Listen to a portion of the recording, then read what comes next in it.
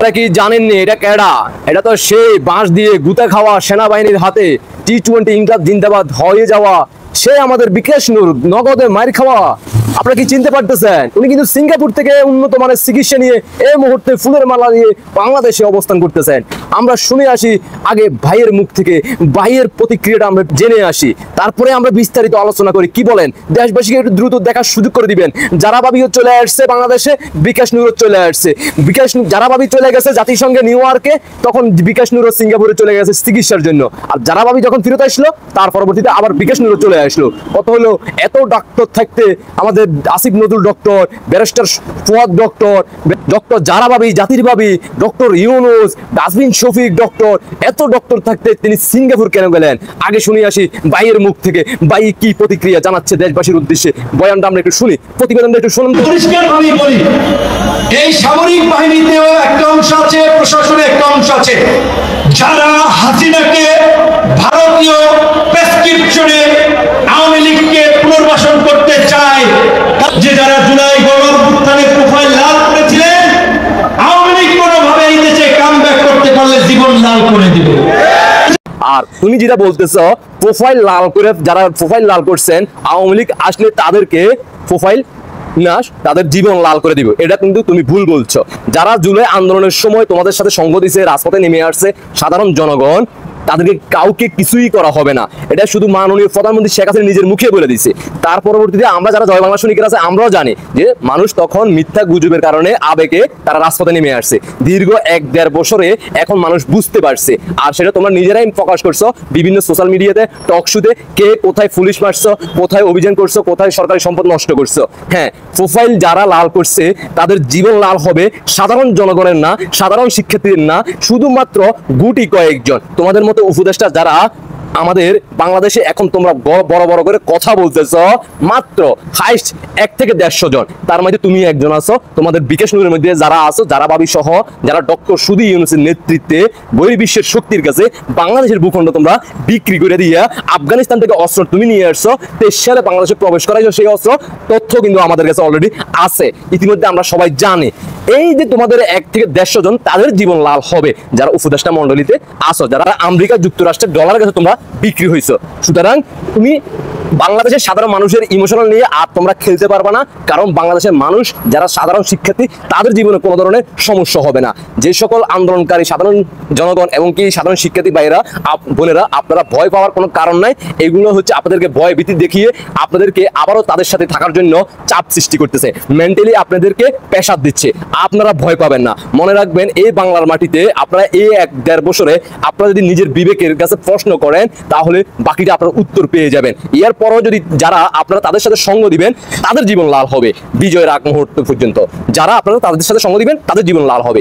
সামনে সুযোগ ছিল মালয়েশিয়ার মাহাতির মোহাম্মদের মতো বাংলাদেশকে একটা উন্নত রাষ্ট্রে পরিণত করার প্ল্যান পরিকল্পনা নেওয়া। ডক্টর ইউনূস সেই পথেও যান নাই। ডক্টর সুধী ইউনূসকে গত 1 বছর কিছু করতে পারে নাই, তিনি মালয়েশিয়ার প্রধানমন্ত্রীর সাথে ডক্টর সুধী ইউনূসকে তুলনা করলেন। সেটা কিভাবে সম্ভব? যেখানে আপনারা জানেন মালয়েশিয়াতে যে জঙ্গি গোষ্ঠী আটক হইল, সেখানে জঙ্গি গোষ্ঠী যারা আটক হয়েছে তারা অলরেডি বিবৃতি দিয়ে দিছে, সেখানে গোয়েন্দা সংস্থা তাদের প্রশাসনের কাছে তথ্য দিয়ে দিছে বাংলাদেশে কারা উপদেষ্টা মন্ডলী যারা দায়িত্বে আছে, কারা জড়িত আছে। এই জন্য মালয়েশিয়া অলরেডি বাংলাদেশি প্রবাসীদেরকে ধরতেছে আর দেশে পাঠাইতেছে। আসিফ নজরুল বলছিল মালয়েশিয়ার জন্য সুখবর আছিল, আর এই সুখবরটা পরবর্তীতে কিন্তু জঙ্গি হামলা হয়, এখানে তাদেরকে অ্যারেস্ট করা হয়। বিপি নূর ওয়াজ টার্গেটে কেন বিপি নূরকে আক্রমণ করা হয়েছে? বাকিদেরকে মেসেজ দেওয়ার জন্য। লড়াই লড়াই লড়াই চাই, লড়াই করে বাঁচতে চাই।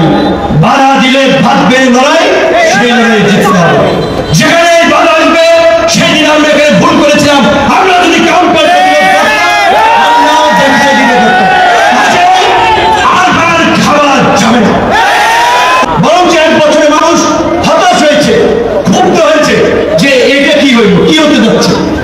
লড়াই লড়াই লড়াই করে বাঁচবে, কিন্তু লড়াই কার সাথে করবে? আমরা তো দেখলাম কিভাবে সেনাবাহিনীর গুতানি, পুলিশের গুতানি খাইয়ে আপনারা কতটুকু লড়াই করছেন।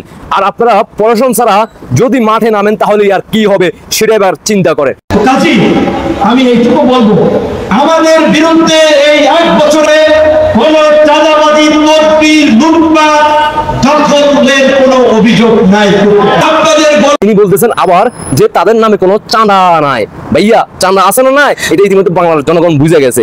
মাই টিভি দখল নিছো তুমি, হ্যাঁ মাই টিভি দখল নিছো তুমি, তোমার নেতৃত্বে তুমি তহিদ আফ্রিদিকে ধরাই দিছো। হ্যাঁ, যখন তোমাদের এখানে মোটামুটি অঙ্ক টাকা তোমরা তহিদ আফ্রিদি থেকে নিয়ে নিছো, পরবর্তীতে তহিদ আফ্রিদিকে তুমি অ্যারেস্ট করার ব্যবস্থা করে দিছো, গোপন তথ্য সে কোথায় আছে সেটা প্রকাশ করে দিছো। এর পরবর্তীতেই কিন্তু তহিদ আফ্রিদিকে যখন ধরছে, ধরার পরবর্তীতে আল্লাহর অভিশাপ আসমান থেকে নামে আইসে দুদিন পরে তোমার উপরে টি-20 ম্যাচ খেলা হয়েছে। ইতিমধ্যে আমরা সবাই অবগত আছি। তোমার এক মায়ের কারণে তোমার পিছনের ব্যাকগ্রাউন্ডে যে বিগত দিনে চাঁদাবাজি টেন্ডারবাজি যা জড়িত ছিল, মানুষের বিকাশ নগদে ইনকাম করছো, এগুলো বাংলার জাতি ভুলবে না কখনো। নুরুল হুদাদের মতো গামছা কিন্তু আমরা গামছাগুলো লাগাবো যদি এই ঘটনায় আপনারা ধামা চাপা দেওয়ার চেষ্টা করেন। সর্বশেষ আপাতত আমার আসলে একটু রেস্ট দরকার, বেশি জোরে কথা বলে নাকে খুব লাগে, আর এই নাকে যেহেতু বিচ্ছিন্ন ফ্র্যাকচার হয়েছে, এটার অপারেশন করার জন্য আমার 3 মাস পরে ডেট দিয়েছে। কি করবো, সামনে নির্বাচন, এতদিন লড়াই করেছি, এই সময় হাসপাতালের বেডে থাকতে ইচ্ছা করছিল না। যাক, ভাইয়ের কথা আপনারা শুনলেন। এখন কথা হলো, বিষ্ণুর ভাই বলতেছেন আমার বেশি জোরে কথা বলতে পারতেছি না, কারণ নাকে সমস্যা, মাথায় আঘাত আছে, একটু বিশ্রাম নেওয়ার প্রয়োজন। কথা তো ঠিক আছে, বিশ্রাম নেওয়ার জন্য তো বাংলাদেশের যে প্রশাসন এখন বর্তমানে দায়িত্বে আছে, এটা তো তোমাদের প্রশাসন দায়িত্বে আছে।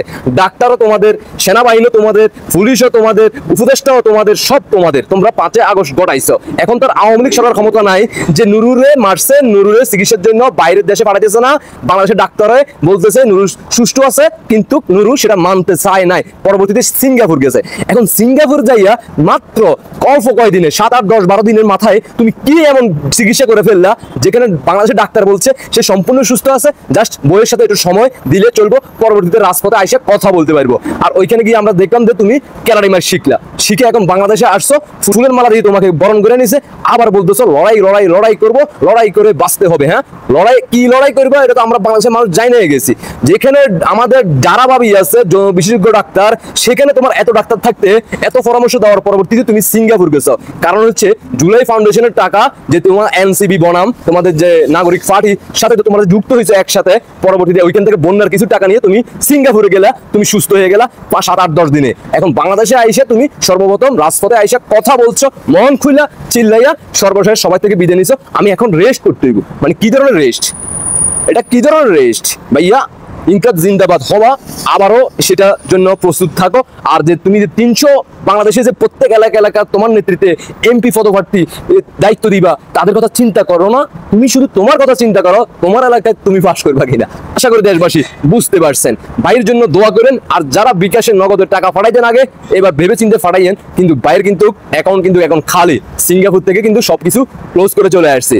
সিঙ্গাপুর থেকে চলে আসছে কারণ ব্যাংক ব্যালেন্স শেষ হয়ে গেছে, ওইখানে আর বেশি দিন থাকতে পারে নাই, এই জন্য বাংলাদেশে আসছে। এখন আবার কিছু টাকা পয়সা কামাই করবে, চাঁদাবাজি করবে। আশা করি বুঝতে পারছেন। দেশবাসীকে দেখার সুযোগ করে দিবেন। আপনাদের ব্যক্তিগত মতামত অবশ্যই কমেন্টে জানিয়ে যাবেন। আল্লাহ হাফেজ। বিজয় আসবে, বিজয় নিয়ে আমরা ঘরে ফিরবো। মাননীয় প্রধানমন্ত্রী শেখ হাসিনাকে বিজয় উপহার দেওয়ার আগ মুহূর্ত পর্যন্ত আমরা জয় বাংলা সৈনিকেরা এগিয়ে যাব এবং লড়াই সংগ্রাম করে মাননীয় প্রধানমন্ত্রী শেখ হাসিনাকে বিজয় উপহার দিয়ে তারপরে আমরা ঘরে ফিরে যাব ইনশাআল্লাহ। আল্লাহ হাফেজ।